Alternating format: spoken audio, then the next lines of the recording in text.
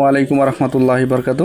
আচ্ছা, আজকে আমরা গুণ শিখবো। আসলে গুণের ক্ষেত্রে আমাদের যেটা প্রয়োজন সেটা হলো আসলে প্রথম যেটা প্রয়োজন সেটা হলো আমাদের নামাতা। ঠিক আছে, আমাদের আগে নামাতা শিখতে হবে, তারপরে আমাদের কি করতে হবে, গুণ করতে হবে।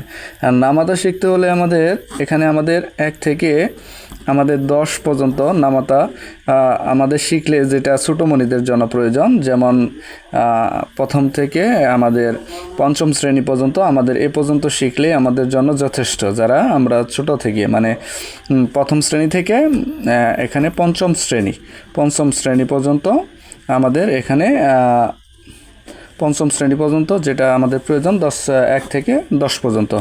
আমরা একটা সাধারণ গুণ করি ছোটোমণিদের জন্য।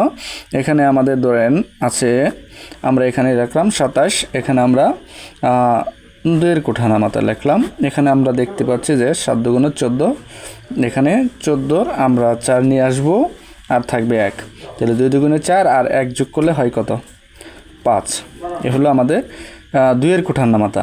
আবার আমরা আরেকটা করি এখানে, যে এখানে আমরা লিখব 8, এখানে লিখব যে 5, তার মানে 5-এর কোঠা নামাতা এখানে হবে। যে এখানে আমরা দেখতে পাচ্ছি যে 5 8 40, তাহলে 0 4, 5 দুগুণে 10 আর 4 যোগ করলে কত হয়, 140, মানে 14, 140। তারপর আমরা আরেকটা করতে পারি, যে এখানে আমরা লিখতে পারি যে 50। এখানে যদি আমরা 5 লিখি তাহলে হবে কত, যে 5 5 25, 25-এর 5, এখানে আমরা 25, 25-এর 5, 5 দুগুণে 10, 10 আর 2, তাহলে 5 দুগুণে 10 আর 2 কত হবে, 12। এ হলো আমাদের নামাতা। আজকে এই পর্যন্ত, সবাই ভালো থাকেন, সুস্থ থাকেন, আল্লাহ হাফেজ।